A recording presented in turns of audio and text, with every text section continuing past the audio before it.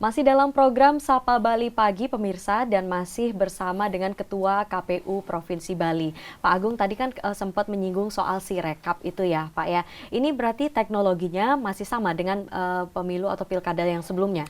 Jadi kalau Sirekap sekarang sudah menggunakan teknologi yang terbaru ya, di double ya. Biasanya kan kita hanya menggunakan bagaimana angka itu begitu difoto menjadi angka lagi di dalam ini. Untuk sekarang kita pakai dengan bulat juga. Selain angka angka yang kita buat misalnya 1 sampai 0 gitu ya. Itu kita juga membuat dalam ini semacam bulat ya. Kalau ujian skripsi, ujian UMPTN itu kan ada bulat-bulat.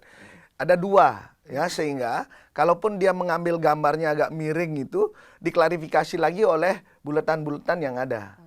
Ya, sehingga angka 1, 2, 3 itu tercemin dari bulatan yang ada. Jadi udah di double cover sekarang ya. Jadi sudah dibuatkan secara lebih bagus. Mudah-mudahan Sirekap itu, karena sekali lagi Indonesia ini dari Sabang sampai Merauke ya, bukan hanya sekedar satu pulau Bali atau satu pulau Jawa saja. Yang tentu begitu banyaknya yang masuk kemarin ya, pada saat uji coba memang ada kendala tapi sudah diperbaiki. Mudah-mudahan saja semuanya lancar, dan sekali lagi Sirekap itu bukan acuan kami dalam rangka menetapkan nanti. Itu tetap yang berjenjang ini yang akan kita lakukan sebagai data resmi dari KPU. Ya, Sirekap itu hanya untuk informasi publik, karena kita tidak boleh menutup-nutupi.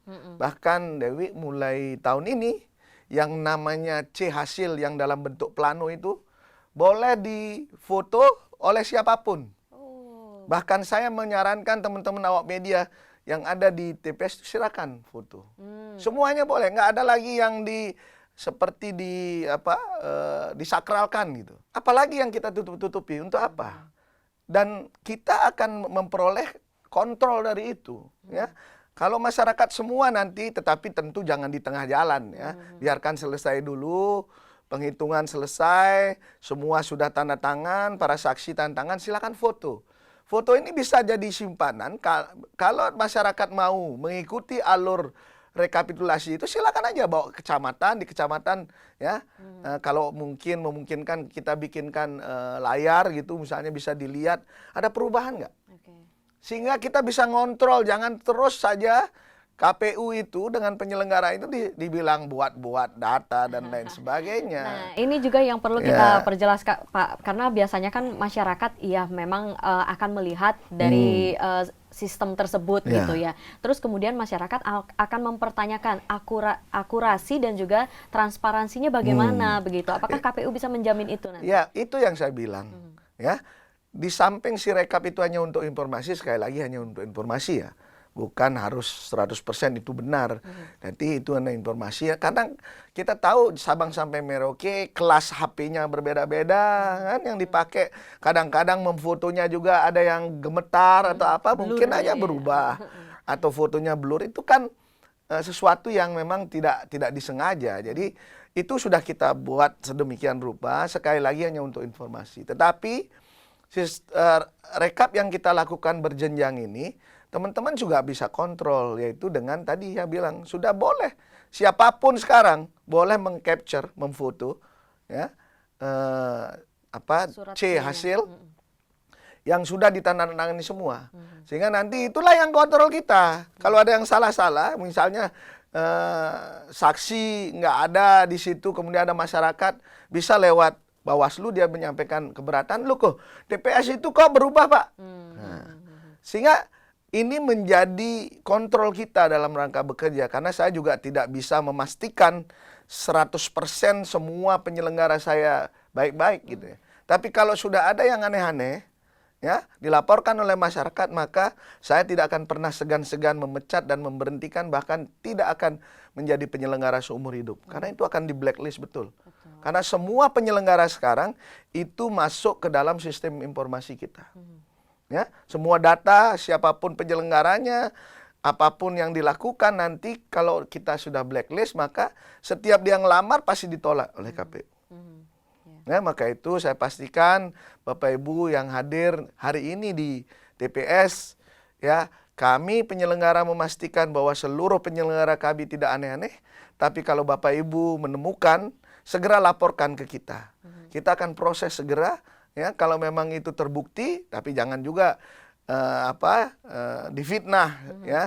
Padahal kita baik-baik saja karena mungkin like and dislike, karena kemungkinan dendam pribadi atau apa, kami dilaporkan yang enggak, yang setelah klarifikasi yang bersangkutan tidak ada masalah, maka kami akan bela orang-orang seperti ini. Kalau ada buktinya begitu ya. Kalau ada buktinya silakan saja. Saya tidak akan menunggu lama untuk ad hoc ya. Untuk ad hoc kan kewenangannya KPU. Ya.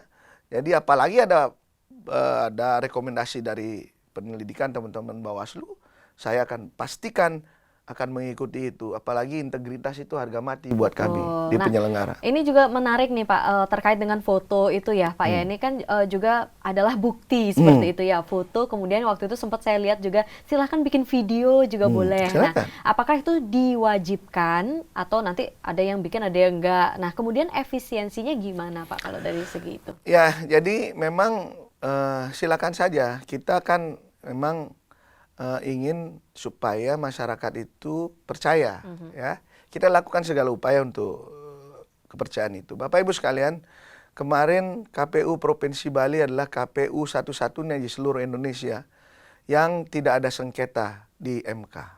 Itu belum ada KPU Provinsi dan Kabupatennya yang clear kecuali Bali.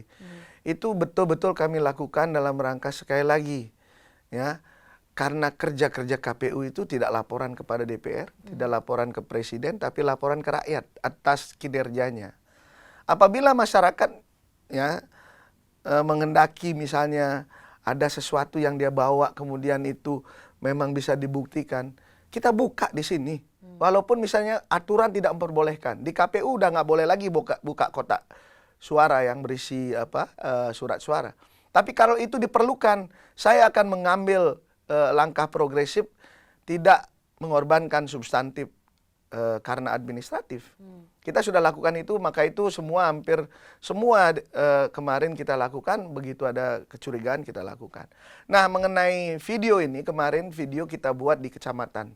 Karena pada saat itu hari H mulai rekap itu saya lihat statistik medsos itu pemilu curang. Ya, tetapi saya mencoba untuk membuat inovasi di Bali dan dipakai juga di nasional akhirnya oleh Pak Ketua KPU RI, memerintahkan juga itu membuat video pendek testimoni kejadian di kecamatan. Video itu kita kirim dan beliau menyatakan akhirnya menyuruh semua KPU provinsi se-Indonesia untuk membuat itu. Besoknya sudah mulai pemilu Indonesia itu pemilu damai, semua berjalan sesuai aturan. Jadi itu. Jadi kita hidup di dunia maya ini harus kita siapkan, ya, proteksi kita, ya. Dan saya akan perintahkan PPS di hari ini, ya. Begitu selesai Bapak Ibu mencoblos, kemudian dihitung oleh KPPS, maka nanti PPS membuat video pendek tentang kejadian yang ada di TPS itu. Dengan 2 pertanyaan kepada seluruh saksi dan juga Bawaslu. Ya, pengawas TPS lah dengan saksi yang ada. Itu menjawab 2 pertanyaan. Apakah pemungutan dan penghitungan suara yang ada di TPS itu sudah berjalan sesuai aturan nggak? Itu pertanyaan pertama. Pertanyaan kedua, apakah ada kecurangan? Ya, ini akan kita record dan kita kumpulkan. Sehingga ini juga akan menjadi bukti elektronik kita. Apabila suatu saat di hari ini mungkin saja ada di daerah lain yang rusuh, ada di tempat lain yang curang, kemudian masuk ke Bali dan diisi, ya, tulisan terjadi di Bali, padahal bukan di Bali. Betul. Nah, untuk itu saya udah siapkan ini. Kalau itu pun terjadi, maka kita akan unggah supaya masyarakat di Bali tenang-tenang aja gitu. Jangan sampai diprovokasi oleh pihak-pihak lain dari luar untuk mengacaukan hasil yang terjadi di Bali. Salah satu langkah kita karena kita hidup di dunia maya atau orang-orang itu percaya dengan apa yang ada di media sosial begitu ya. Tapi biasanya apa yang ada di media sosial itu juga berpotensi hoax begitu. Nah, itu gimana cara itu yang saya sampaikan. Hoax itu harus kita jawab. Inilah yang kita jawab. Kalau nanti misalnya dia bikin video bilang bahwa di sini kan dia bisa aja ngomong apa aja misalnya ricuh gitu. Nah, itu gimana? Padahal nggak ricuh. Nah, itu yang saya bilang. Karena kami akan punya 6.795 TPS. Ya, 6.795 TPS plus 6.795 video pendek yang dibuat oleh kita, yang jelas aslinya dari mana, dan kita akan tag ya untuk memenuhi dunia maya ini supaya hal-hal yang hoax dan mungkin yang negatif itu bisa teredam ya. Sehingga saya pastikan nanti setelah itu kan kita mulai rekap hari besok ini tanggal 28 baru mulai akan kita rekap di kecamatan. Ya. Hari ini semua barang-barang itu harus masuk kecamatan. Tidak boleh menginap. Di TPS ataupun di desa. Jadi langsung ke kecamatan, di kecamatan kita kunci di sana ya. Besok 28 kita lakukan rekap mulai. Ya. Jadi di situ kalau ini sudah suasananya aman, berarti kan sebenarnya hari H itu 2 atau 1 jam setelah rekap setelah penghitungan selesai.